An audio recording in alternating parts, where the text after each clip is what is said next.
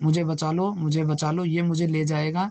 मेरे हाथ अपने आप धरती की ओर खींचे जा रहे हैं। लॉसेस होने चालू हो गए भाई। मतलब डॉक्टर खुद हैरान थे कि भाई बंदा 8,000 या 7,000 की प्लेट पे कैसे जिंदा है। कई बार ऐसा एहसास होता था कि हाँ भाई कोई है चीज जो हमारे आसपास है, जो बिल्कुल बर्बाद करना चाहती है। तो भाई बिल्कुल एक कोने में एक औरत, तीन औरत खड़ी है। तो भाई अगर जो भी उसको देख के टोकता, वो उस इंसान को उसी वक्त ले जाती है अपने साथ। मतलब उस इंसान की वही मौत हो जाती अगर वो उसे टोक देता। तो ये कोई आम एंटिटी नहीं है। एक काम करो आप, और किसी को बुलाओ। जय श्री राम दोस्तों, आप सभी का स्वागत है अक्षय वशिष्ठ चैनल पर। इस चैनल पर मैं अक्षय वशिष्ठ आपको ऐसे पैरानॉर्मल इंसिडेंट और एक्टिविटीज के बारे में बताता हूं जो कि हमारे फॉलोअर्स और सब्सक्राइबर्स हमारे साथ शेयर करते हैं। इंस्टाग्राम आईडी, जीमेल आईडी और अब एक ऐसा फोन नंबर जो कि आप स्क्रीन पर देख सकते हैं। तो कभी आपके साथ कोई पैरानॉर्मल इंसिडेंट हुआ हो, आप उसे रिकॉर्ड करके भेज सकते हैं। मैं अक्षय वशिष्ठ उसे नरेट करूंगा अपनी आवाज में। आगे बढ़ने से पहले एक बार धन्यवाद जो आप हमारे इंस्टाग्राम, यूट्यूब को इतना प्यार दे रहे हैं। ये जो रियल इंसिडेंट हम आपके सामने लेके आते हैं, आप में से कुछ लोग हैं जिन्होंने अपने ऐसे दर्दनाक हादसे हमारे सामने रखे हैं, जो अपनी जिंदगी में बहुत ज्यादा परेशान रहे हैं, अभी भी बहुत ज्यादा परेशान चल रहे हैं। जो लोग नहीं चाहते कि आगे आने वाली जनरेशन को अपने ऊपर कोई ऐसा बोझ उठा ले जिसे जिंदगी भर वो अपने ऊपर से हटा ना पाए। आज के रियल इंसिडेंट में आपको मैं बहुत सारी चीजें ऐसी बताने वाला हूं जिनसे आप बहुत ज्यादा सीख ले सकते हो। लेकिन आज के रियल इंसिडेंट में आगे बढ़ने से पहले मैं आपसे छोटा सा एक इंसिडेंट शेयर करना चाहूंगा जो कि अभी रिसेंटली मैंने अपनी आंखों से देखा। ये बात है द्वारका की। एक परिवार जो कि हमारे नोन में था, शादी अटेंड करने जाते हैं। जॉइंट फैमिली थी, मतलब घर परिवार में इतना ज्यादा प्यार था कि आप तोल मोल नहीं सकते कि कौन ऊपर है कौन नीचे है। मान सकते हैं कि जॉइंट फैमिली में कोई इंसान होता है जिसने ज्यादा तरक्की पाली होती है। ये जो ज्यादा तरक्की पाने वाला घर था, यही शादी अटेंड करने के लिए बाहर गया था। अपने रिलेटिव्स को चाबी दे दी, मतलब ऊपर ही फ्लोर पे किसी को चाबी दी होगी। 2 दिन के लिए लोग बाहर गए थे, सिर्फ ये बोल के कि घर में जो है मछलियां हैं उनको दाने देने हैं, घर में एक पेट है उसको थोड़ा सा खाना खिलाना है। ये मजबूरी थी इनकी कि ये लोग चाबी दे के चले गए। जब ये लोग वापिस आते हैं तो सब कुछ इनकी जिंदगी में बिखर के रह जाता है। इन्हें पता ही नहीं चलता कि इनकी जिंदगी में हुआ क्या। इस बात को 1 साल हो गया और फिर पता चला कि इनके खुद के रिलेटिव्स ने इनके ऊपर मशानी क्रियाएं कर दी। इनके घर में से कम नहीं तो 16 चिट्स निकली जिसमें इस्लाम का तंत्र करा हुआ था। अब ये इंसिडेंट मैंने आपके सामने क्यों रखा, क्योंकि हमारे सारे रियल इंसिडेंट्स में हम आपको ये बताते हैं कि हमारे खुद के रिलेटिव्स आज हमारा काटने पर तुले हुए हैं। मतलब आपके साथ वो कोई भी ऐसी हरकत करने को तैयार है जिससे आपकी खुशियाँ और आपकी तरक्की को बर्बाद कर दिया जाए। एक इंसान दूसरे इंसान से आखिर चिढ़ता क्यों है? ये सारे पोजेशन वाले केसेस या फिर ये जो ब्लैक मैजिक के केसेस आते हैं, क्यों?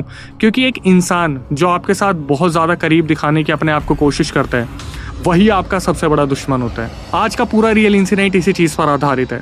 सुलेमान, जिन्होंने हमें ये पूरा रियल इंसिडेंट भेजा है, जो कि हरियाणा के रहने वाले हैं, फिलहाल अभी दिल्ली में रह रहे हैं, पर ये पूरा रियल इंसिडेंट उनके साथ हुआ 2021 से 22 के बीच में, जहाँ पर उन्होंने अपने परिवार को लगभग बर्बाद होते देखा। सुलेमान एक मुस्लिम फैमिली से हैं, जिन्होंने बताया कि अक्षय भाई आगे बढ़ने से पहले थोड़ा सा मैं अपने परिवार के बारे में बताना चाहता हूँ ताकि जनता अच्छे से समझ ले। इनके परिवार में सुलेमान को मिलाकर 6 लोग हैं, मतलब मम्मी पापा और 4 भाई बहन। काफ़ी अच्छा काम है इनके पापा का, जहाँ पर इनके पापा के काफ़ी बड़े बड़े गैराज है 3, जहाँ पर गाड़ियों की लाइन लगती है और वहाँ पर मैकेनिक का काम होता है। सारे पड़ोसी इस बारे में जानते थे, तो इनके पापा की काफ़ी इज्जत भी थी। इनके पापा ने मोहल्ले में काफ़ी लोगों को काम भी दिया था अपने यहाँ पर। गैराज में बहुत सारे ऐसे काम थे छुटमुट जो वो चाहते थे कि हमारे आसपास के लोग करें ताकि बेरोजगारी खत्म हो, लेकिन कुछ लोगों को ये चीज़ रास नहीं आई। इन्होंने बताया अक्षय भाई बात है 2021 की। अब मैं शुरू करता हूँ पूरा रियल इंसिडेंट। इनके मामा मामी की लव मैरिज हुई। सबसे अलग होके इनके मामा मामी ने शादी की। बहुत प्यार करते थे। जहाँ पर शादी हुई थी वो एक हिंदू फैमिली में हुई थी। लव मैरिज सक्सेसफुली हुई और 2021 में इनके घर पर वो कुछ टाइम के लिए मामा मामी रहने आए थे। इन्होंने अपने घर में ऊपर वाला कमरा उन्हें दिया और पूरी फैसिलिटीज़ दी, रहने के लिए सब कुछ था, सारी चीज़ें बहुत अच्छी थी। मामा मामी आपस में बहुत प्यार करते थे और इनके परिवार में एक एक मेंबर को बहुत ज़्यादा पूछते थे, प्यार करते थे। मतलब परिवार में किसी भी चीज़ की कमी नहीं थी। 2021 के लास्ट में शादी हुई थी। उस टाइम पर सुलेमान 15 साल के थे। 2022 की शुरुआत में ये लोग प्लान बनाते हैं दिल्ली में घूम के आएंगे, लाल किला, पुराना किला और अलग अलग जगह पर ये लोग घूमने निकले। 2022 में जब ये घूमने निकलते हैं तो पापा मम्मी तो घर पे ही थे। पापा जैसे अपने काम पे जाते थे, मम्मी घर पे रहती थी, तो बच्चों को लेके मामा मामी आते हैं दिल्ली।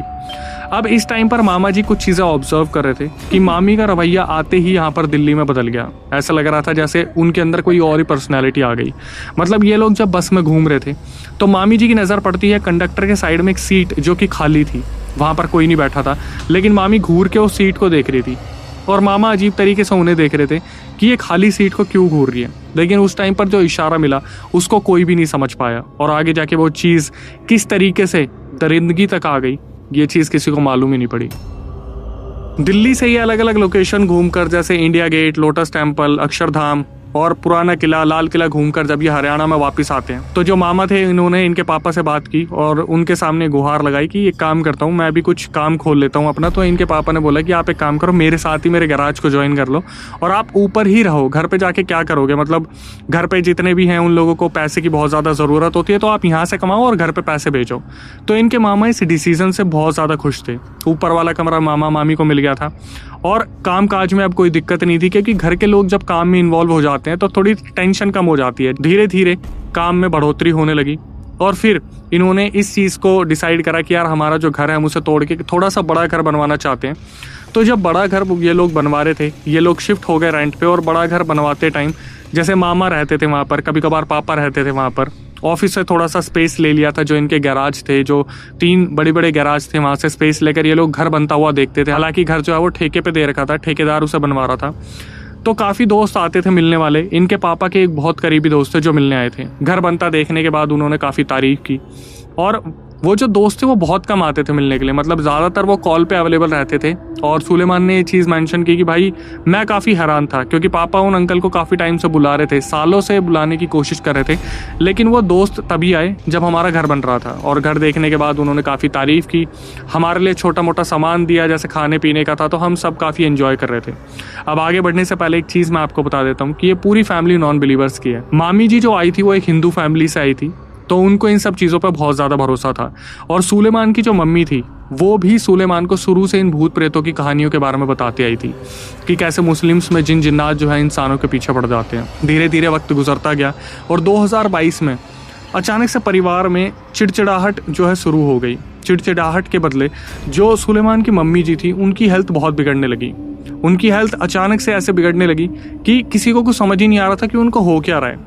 इसके साथ साथ कंपनीज में लॉस होना शुरू हो गए और घर में अजीब सी लड़ाइयाँ शुरू हो गई, मनमुटाव जैसे स्टार्ट हो जाते हैं। इन्होंने सारी चीज़ें वक्त के हाथ में डाल दी, ये सोच के कि शायद वक्त थोड़ा सा खराब चल रहा है इसलिए कंपनी में इतने लॉसेस हो रहे हैं। इनका जो घर बना था, उस घर बनने के बाद जैसे ऐसा लग रहा था जैसे वो जो नया घर बना है वो कोई शैतानी घर है, या उसमें जो ईंटें लगी हैं, जो नींव डली है, वो शायद ऐसा लग रहा था कि इनको जच ही नहीं रही है। नया घर बनने के बाद इनके घर में काफ़ी लॉसेस हुए और ये लॉसेस बढ़ते चले गए। और साथ में जो इनकी मम्मी थी सुलेमान की, उनकी तबीयत बहुत ज़्यादा खराब रहने लगी। अब इनके जो पापा थे सुलेमान के, वो डॉक्टर्स के लेके जाया करते थे और डॉक्टर्स के पास ले जाने के बाद हर हफ्ते उनके अल्ट्रासाउंड होते थे।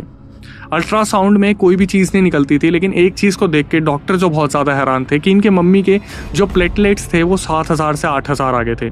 अब ये चीज़ सुनने के बाद मैं भी काफ़ी घबरा गया था, क्योंकि ये चीज़ पॉसिबल है ही नहीं कि एक इंसान इतने कम प्लेटलेट्स पे कैसे जिंदा है। डॉक्टर्स अलग अलग टेस्ट बताते थे और 2 साल के अंदर, मतलब 2022 से लेकर 2024 के अंदर इनके लगभग 30 से 40 लाख रुपए खर्च हो गए, जहाँ पर अलग अलग तरीके की दवाइयाँ चलती थी और अलग अलग तरीके का ट्रीटमेंट होने लगता था।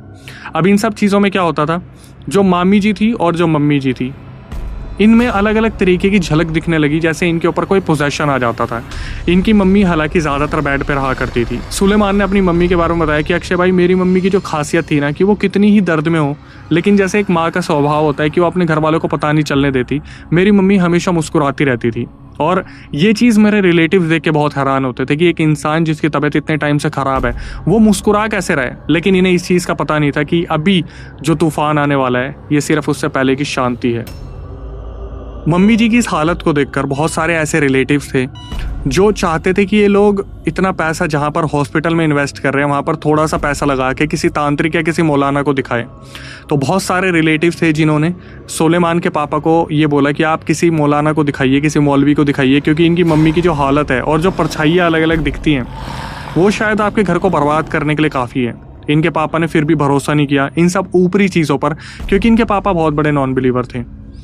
लेकिन वक्त गुजरते जैसे इंसान को खोने का डर होता है, तो इनके पापा ने फिर भी अपने कॉन्टैक्ट्स निकाले और एक मौलाना से बात की। तो मौलाना ने इस चीज़ को हाईलाइट किया कि मैं आपके घर पर कल आऊँगा शाम को और आके देखूंगा आपके घर में क्या दिक्कत है। ये लोग बेसब्री से उस मौलाना का वेट कर रहे थे। मौलाना जैसे ही इनके घर के बाहर आते हैं, दहलीज पर कदम रखते ही वो सीधा मना कर देते कि मैं अंदर नहीं आऊँगा। अंदर बहुत सारी काली शक्तियाँ हैं जो या तो आपकी मम्मी को मार देंगी, या तो आपकी बीवी को मार देंगी, या फिर मुझे मार देंगी। तो जो मौलाना आए थे उन्होंने बोला कि आप मेरी जगह पे आओगे और वहीं पर मैं उतारा करूँगा, क्योंकि उन्होंने आपकी बीवी के अंदर घर बना लिया है। पिछले 2-3 साल से आपके घर में कोई ना कोई दिक्कतें हैं जो आप ही के किसी रिलेटिव ने दी है। ये सुनने के बाद सारे घर वाले दहल चुके थे, लेकिन इनके पापा अभी भी यकीन नहीं कर रहे थे, क्योंकि उन्होंने अपनी आंखों से कुछ ऐसा नहीं देखा था जिसकी वजह से उन्हें डर लगे। मौलाना की ये चीज़ बोलने के बाद 2 घंटे बाद ये लोग मौलाना जी के लोकेशन पर पहुंचते हैं, जहां पर उन्हीं के घर के पास एक दरगाह थी और दरगाह के बाहर जो मौलाना जी का घर था वहां पर ये सारी क्रिया स्टार्ट होती है। अब सुलेमान भी उस टाइम पर वहीं पे थे, क्योंकि अपनी मम्मी को इस तरीके से छोड़ देना सही नहीं रहता। अपने पापा के साथ थे, मामा जी भी वहाँ पर साथ थे। तो सुलेमान ने अपनी आंखों से जो चीज़ें बताई वो मैं आपके सामने रखने वाला हूँ। इन्होंने बताया कि अक्षय भाई हुआ क्या, जब हम उन मौलाना के घर पे पहुँचे तो उनके शिष्य भी वहीं थे। एक सर्कल बनाया गया और उस सर्कल में लिक्विड डला हुआ था। मेरी मम्मी को अंदर बैठाया गया, लिक्विड को कवर करा गया जैसे कोई लिक्विड डाला गया है, और फिर उसके बाद मेरी मम्मी को बोला गया कि आप अपने दोनों हाथ ज़मीन पर रख लीजिए। जैसे ही मौलवी ने अपने मंत्र पढ़ने शुरू करे, वो जो मौलाना थे, मेरी मम्मी ज़ोर ज़ोर से चिल्लाने लगी कि वो मुझे ले जाएगा, वो मुझे ले जाएगा, मेरे ज़मीन में हाथ धंस रहे हैं। और सुलेमान इस टाइम पर देख पा रहे थे कि इनकी मम्मी के हाथ ऐसे ज़मीन में धंस रहे थे जैसे कोई चीज़ अंदर की तरफ खींच रही है। इनकी मम्मी ज़ोर ज़ोर से चिल्ला रही थी, बुरी तरीके से चिल्लाते चिल्लाते कब वो अगले 15 मिनट में बेहोश होगी उन्हें पता ही नहीं चला। जो मौलाना थे उन्होंने अपनी तरफ से एक पानी दिया, एक धागा दिया, और ये इंस्ट्रक्शंस दिए कि ये जो धागा है ये आपकी पत्नी के ऊपर से उतरना नहीं चाहिए। जब भी आपको आपके घर में लगे कि कोई दिक्कत है, इस पानी को छिड़क दीजिएगा। हम लोग अपने घर पर वापस आ गए और कुछ टाइम तक बिल्कुल ठीक रहा। इसके बाद क्या हुआ, मुश्किल से 2 हफ्ते गुजरे होंगे अक्षय भाई, जैसे कि उन्होंने मुझे बताया। मेरी मामी जो थी वो बहुत टोकने वाली थी, मतलब मेरे मामा अगर जा रहे हैं तो उन्हें पीछे से टोक देंगी। कभी कभार तो ऐसा भी हुआ है कि मेरे खुद के पापा को उन्होंने टोक दिया, मतलब कोई सब्जी वब्जी बनाने के चक्कर में। तो हुआ क्या, मेरी मामी छत पे खड़ी थी और शायद कपड़े उतारने गई होंगी, वो जो सूखे हुए थे वहाँ पर।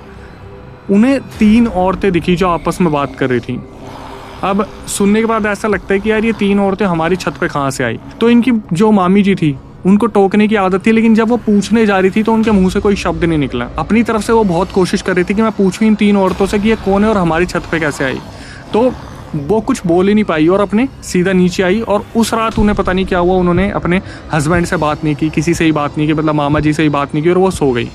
जब वो सुबह उठी तो उन्होंने बताया कि ऐसे ऐसे कल हमारी छत पे 3 औरतें आई थी और मैंने खूब बोलने की कोशिश की पर मैं बोल ही नहीं पाई। तो इस बारे में मौलाना जी से बात करी गई और मौलाना जी जो थे उन्होंने अपनी दूरदृष्टि से अपनी क्रियाओं से पता किया कि वो जो रिलेटिव्स थे जो इनका भला नहीं चाहते थे, उन्होंने सुलेमान की मम्मी को ले जाने के लिए इन 3 औरतों को भेजा था, लेकिन मामी जी ने उन्हें देख लिया। अब मामी जी की टोकने की आदत थी, तो मामी जी के एक कज़न थे जो एक्सपायर हो चुके थे, वो एज अ पित्र उनके अंदर आए और उनका मुंह बंद कर दिया।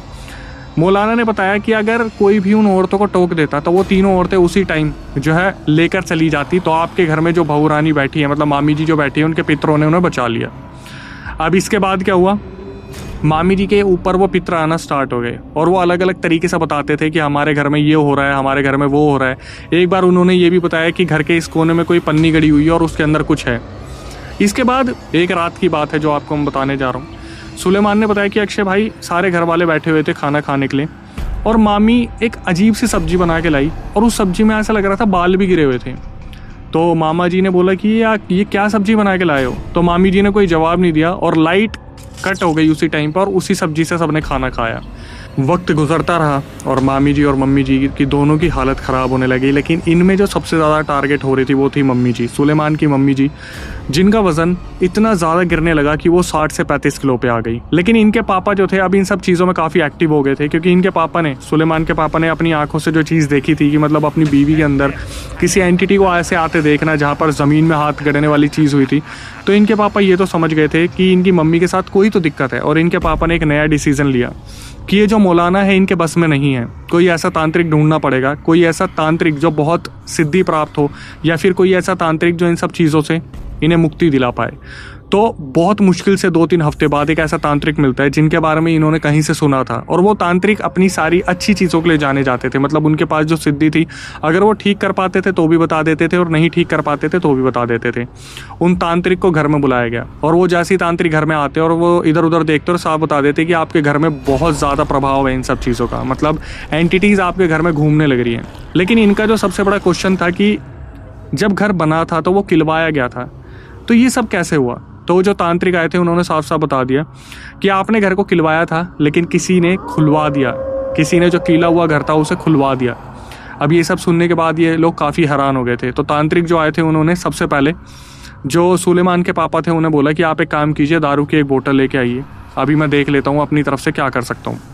तो ये दारू की बोतल लेके आते हैं और जो तांत्रिक थे वो सामने बैठे हुए थे। उन्होंने फिर एक घेरा बनाया और घेरे में सुलेमान की मम्मी को बैठाया और बाहर बैठे बैठे उन्होंने क्या करा, एक ढक्कन दारू का बस अपने यहाँ पे लगाया, ऐसे फूंक मारी और ऐसे करने के बाद फेंक के मारी सीधा इनकी मम्मी के ऊपर, सुलेमान की मम्मी के ऊपर। इनकी जो मम्मी थी वो वहाँ पर इस तरीके से रिएक्ट करने लगी, सीधा उन्होंने क्या करा, वो जो घेरा था उसे तोड़कर सीधा जो सुलेमान के पापा के हाथ में दारू थी उस बोतल को उठाया और अपने मुंह के लगा के दारू पीना शुरू कर दिया। और उसके बाद दारू पीकर वो सीधा घेरे में बैठी और ज़ोर ज़ोर से सांसें लेने लगी और वहाँ पर बेहोश हो गई।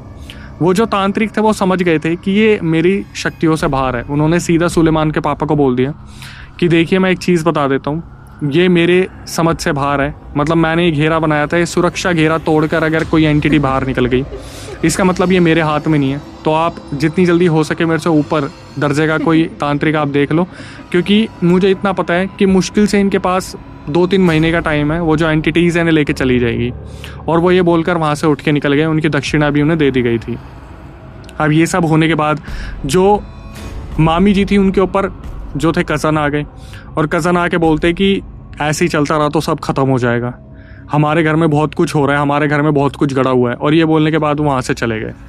अब घर वाले परेशान, सुलेमान के जो पापा थे वो बहुत ज़्यादा परेशान थे ये सोच के कि घर में हो क्या रहा है। बहुत ही ज़्यादा मुद्दतों के बाद, बहुत ही ज़्यादा मुश्किलों के बाद एक तांत्रिक मिले जो कि बहुत ज़्यादा प्रसिद्ध थे और वो इस चीज़ को साक्षात बोलते थे कि मैं सारी चीज़ों को उतार दूंगा लेकिन मेरी एक फ़ीस है।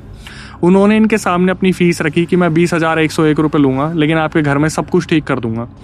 अब जो सुलेमान के पापा थे वो बाइक पे अपने साथ उनको लेके आ रहे थे और रास्ते में जैसे वो जो तांत्रिक थे उन्होंने आग बंद करी, उनको एकदम से झटका लगा और उन्होंने बोलना शुरू करा कि तुम्हारे घर में 3 जिन हैं और तुम्हारे रिश्तेदारों ने ही छुड़वाए और किसी एक का और हाथ है। तो इनके जो पापा थे वो सुनकर सीधा बाइक रोकते और पैरों में पड़ गए और बोलना शुरू करते कि मेरी पत्नी को बचा लो। तो वो जो घर में तांत्रिक आते हैं वो इधर उधर देखते और सीधा बोल देते कि इस औरत के पास मुश्किल से 1 महीने का वक्त है, उसके बाद ये औरत नहीं रहेगी। सुलेमान अपनी मम्मी को बहुत ज़्यादा प्यार करते थे। ये सुनने के बाद वो बुरी तरीके से रोने लगे और घर में लगभग सबके ही आंसू आ गए थे। अब ये जो तांत्रिक आए थे इन्होंने ये सब कुछ तो बता दिया लेकिन इन्होंने क्रिया करने से पहले घर के बाहर कुछ भस्म लगा दी थी।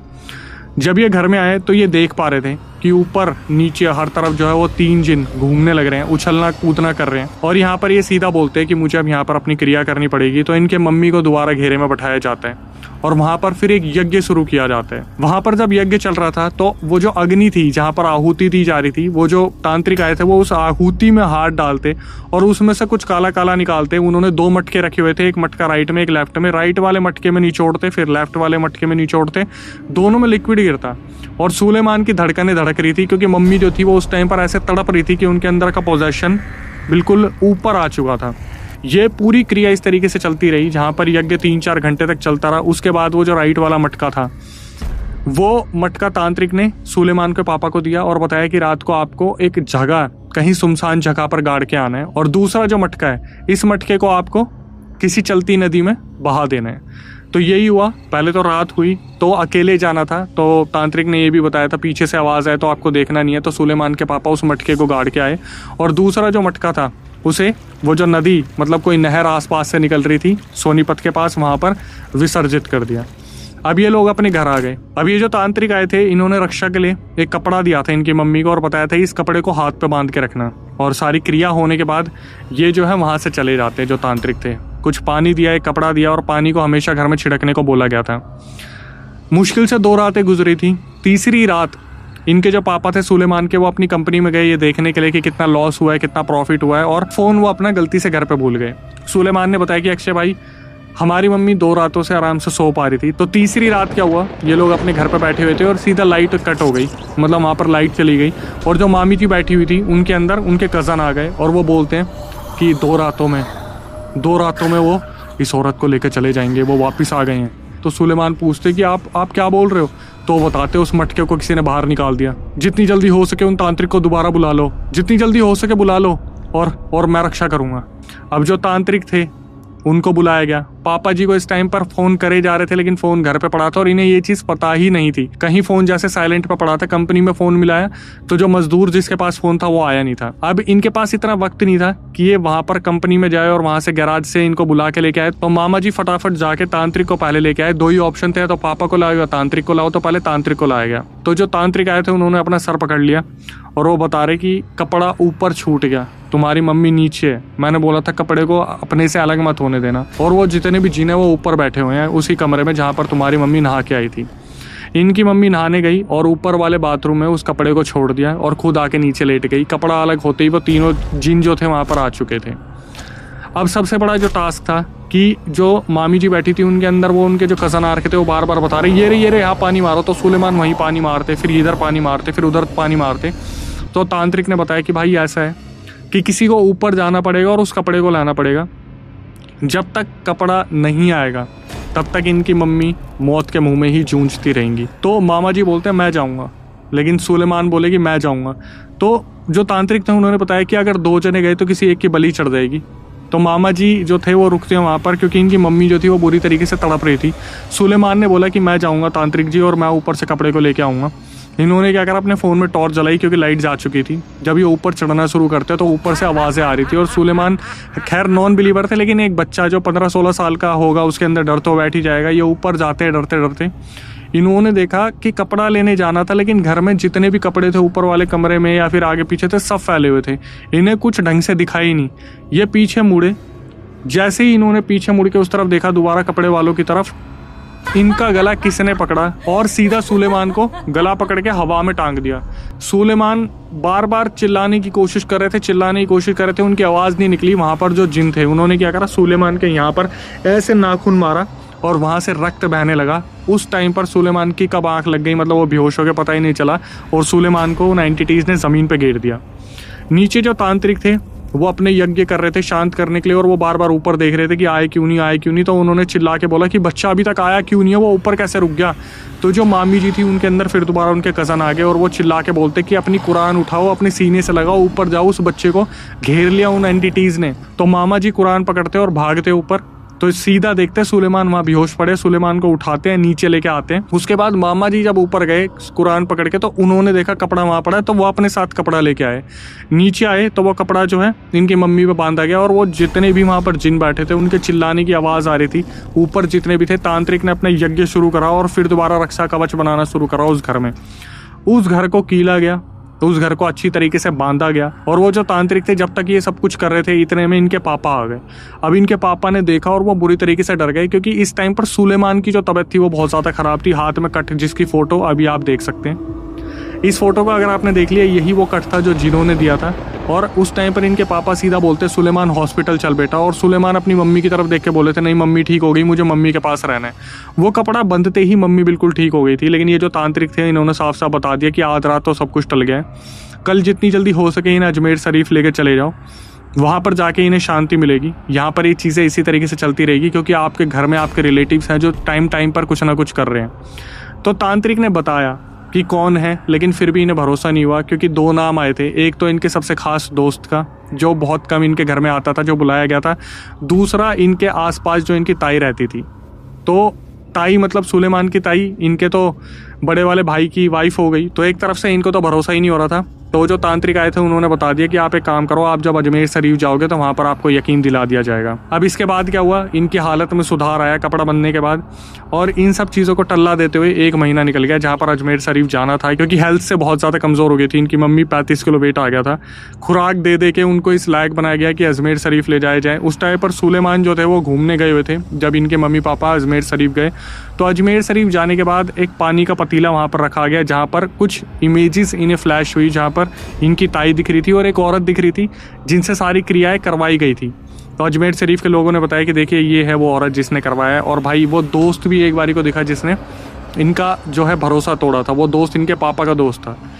ये सारी चीज़ें जब इन्हें पता चली तो इन्होंने सारे संबंध ताई जी से और अपने दोस्तों से तोड़ दिए। लेकिन फिर भी इन सब चीज़ों में जो सबसे ज़्यादा भुगता वो था सुलेमान।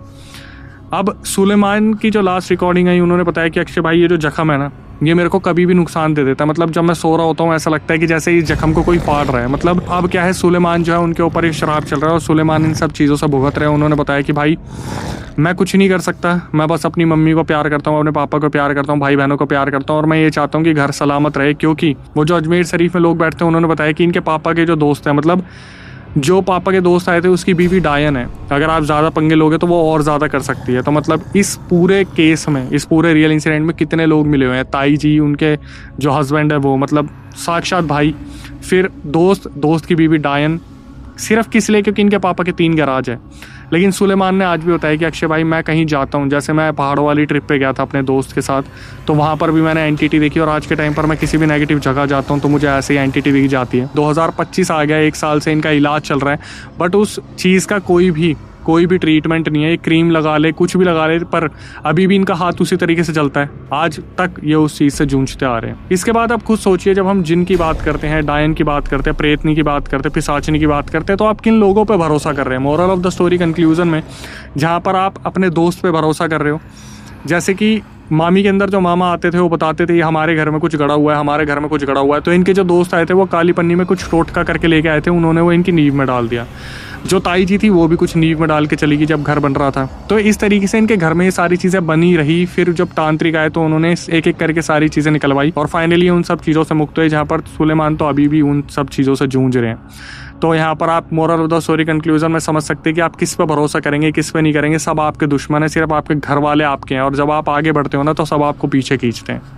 खुद सोचिए कि आप जिन के बारे में इतना सब कुछ सुन रहे हैं और कहीं बगल में आपके जिन बैठा हो इस वीडियो के बाद सीधा आपको पोजेस करने के लिए। खैर ऐसे डराने का मेरा कोई मकसद होता नहीं, लेकिन फिर भी बस मैं यही चाहता हूँ कि जितना ज़्यादा हो सके आप अपना ध्यान रखिए। और इसके बाद हमारी क्या रिक्वेस्ट होती है, जो नए व्यूअर्स हमारे चैनल पे आए, चैनल को सब्सक्राइब कर लीजिए, बेल नोटिफिकेशन ऑन कर लीजिए, क्योंकि बहुत मेहनत लगती है इस तरीके से रिकॉर्डिंग लाने में, फिर एक एक चीज़ें आपके सामने रखने में, कमेंट करवाने में, कमेंट को पिन करवाने में, ताकि आप सारी चीज़ें वेरीफाई कर सकें। बस इतना ही कि जितना ज़्यादा हो सके चैनल को सब्सक्राइब कीजिए, बेल नोटिफिकेशन ऑन कीजिए, और इस रियल इंसिडेंट को भेज दीजिए जिन लोगों तक आप भेजना चाहते हैं, जो लोग अपने घर में किसी को ही बैठा लेते हैं, किसी पे ही भरोसा कर लेते हैं। इसके बाद हमारा दूसरा चैनल है जिसका नाम है अक्षय वशिष्ठ हॉरर शो, जहाँ पर ऐसे ही लोग आके अपनी आबीती बताते हैं। तो कभी आपको लगता है कि यार मेरे साथ ऐसा कुछ हुआ और मुझे कैमरे पर बताना है, तो हम गेस्ट के साथ सब्सक्राइबर्स को ही बुला रहे हैं, और ये हमारा यूएसपी है जो दूसरे चैनल से हमें अलग बनाता है। तो उसकी पूरी प्रक्रिया मैं आपको बताता हूँ। अगर आप आना चाहते हैं, जो स्क्रीन डिस्क्रिप्शन पर आपको व्हाट्सअप नंबर दिख रहा है उस पर पूरा रियल इंसिडेंट रिकॉर्ड करके भेज दीजिए और मेंशन कर दीजिए मैं पॉडकास्ट में आना चाहता हूँ। टीम एक बार रिकॉर्डिंग को रिव्यू करेगी, उसके बाद आपको बुलाया जाएगा, फिर हम कैमरे पे बैठ के बातचीत करेंगे अवेयरनेस के लिए, किसी गलती किसी की सीख बन पाए। इसके बाद कभी आपके साथ कोई पैरानॉर्मल इंसिडेंट हुआ तो आप उसे रिकॉर्ड करके भेज सकते हैं। मैं अक्षय वशिष्ठ से नरेट करूंगा अपनी आवाज़ में इंस्टाग्राम, यूट्यूब को। इसी तरीके से प्यार दीजिए। और अभी ये रियल इंसिडेंट फेसबुक पर नहीं आया, मतलब हम फेसबुक पर अवेलेबल नहीं है। अगर आप कहीं भी इस इंसिडेंट को फेसबुक पर देख रहे हैं तो अभी के अभी इसे अनफॉलो कर दीजिए। इस पेज को जब आएगा तब बताया जाएगा। अभी हम फेसबुक पर नहीं है। इसके बाद यही कहूँगा, जितना ज़्यादा हो सके भाई बहनों में प्यार रखिए, जितना ज़्यादा हो सके माँ बाप से प्यार रखिए, जितना ज़्यादा हो सके दादा दादी नाना नानी सबको प्यार कीजिए, लेकिन उससे ज़्यादा ज़रूरी अपने भगवान, अपने कुल देवी देवताओं सबको पूजे, क्योंकि वो आपकी रक्षा में खड़े होंगे। और इसके बाद यही कहूँगा, एक बार तो दिन में पूजा पाठ के लिए टाइम निकाल लीजिए। इस भागती दुनिया में हम भगवान के लिए टाइम नहीं निकाल रहे और फिर मुसीबत में बोलते कि भगवान हमारे लिए थोड़ा सा टाइम निकाल लो। आखिरी में आगे यही कहूँगा, इन चीज़ों से जितना ज़्यादा हो सके सीख लीजिए। टिल देन नई वीडियो नए पॉडकास्ट आने तक stay tuned with the channel. और कम से कम 35-40 लाख रुपए लगातार लग गए। जो मेरी मामी थी, उनके जो कज़न थे जिनकी डेथ हो चुकी थी, वो एकदम मेरी मामी के ऊपर आके बोल रहे हैं 2 दिन बाद कोई आएगा तुम्हारे घर पे, वो ऐसा काम करेगा कि तुम्हें लेके चला जाएगा। उसकी कुछ रेड और ब्लू कलर की आँख चमक रही थी। भाई उन्होंने मेरे हाथ में अपना एक नाखून लगाया और खींच दिया, मतलब उन्होंने रेत दिया वो नाखून। मेरे पापा के जो फ्रेंड की जो वाइफ है ना, वो भाई असल में एक डायन है।